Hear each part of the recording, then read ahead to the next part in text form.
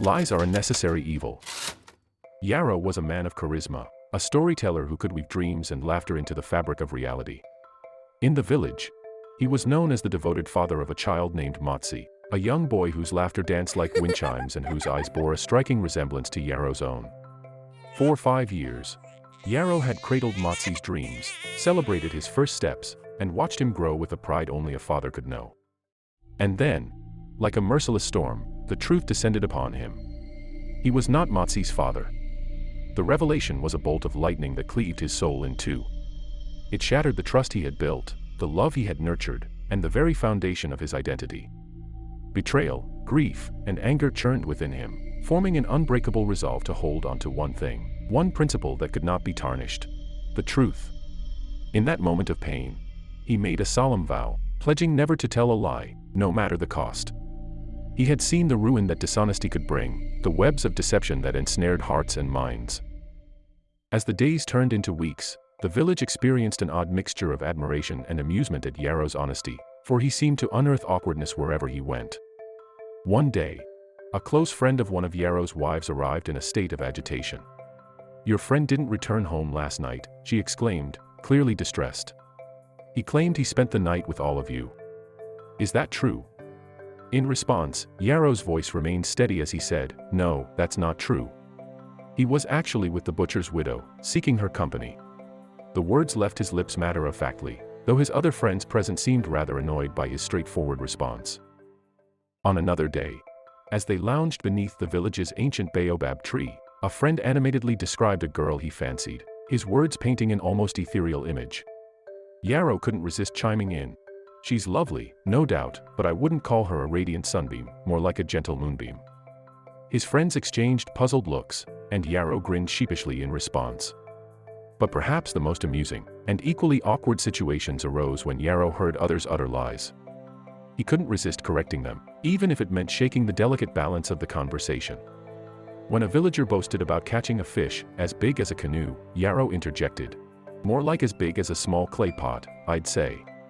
The villagers exchanged bemused glances, acknowledging Yarrow's unique unfiltered perspective.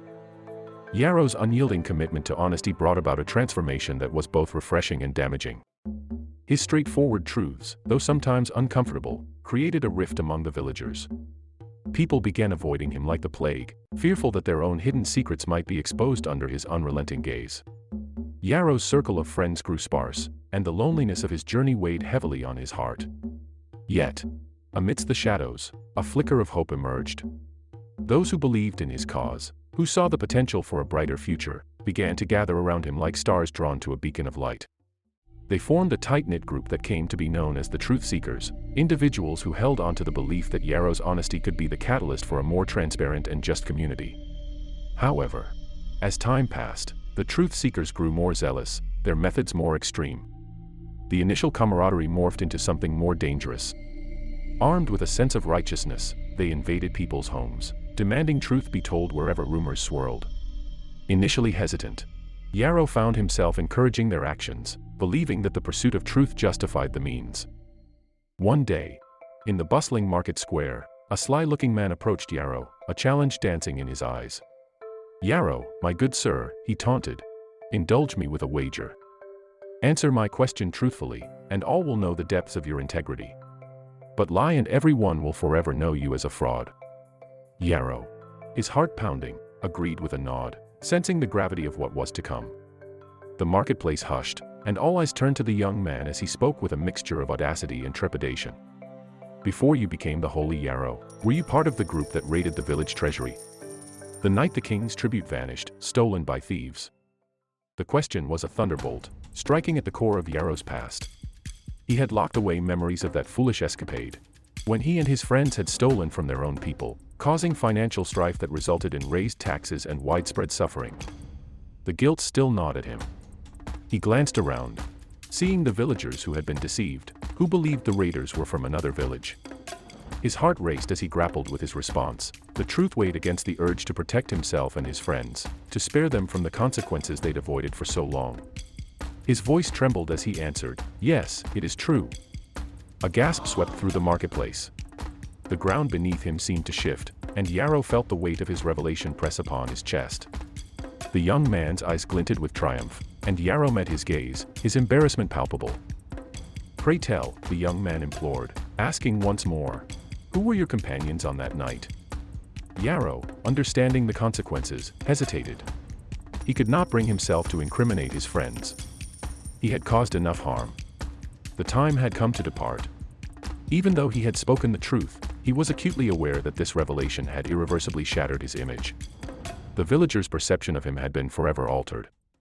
With a heavy heart, he turned away from the village he had sought to change, his steps heavy with the weight of his revelation. He stole a glance at the village he had known all his life, a place he had once sought to mend through truth, but had perhaps further fractured through recklessness. Tears welled in his eyes as he confronted the reality of the past year.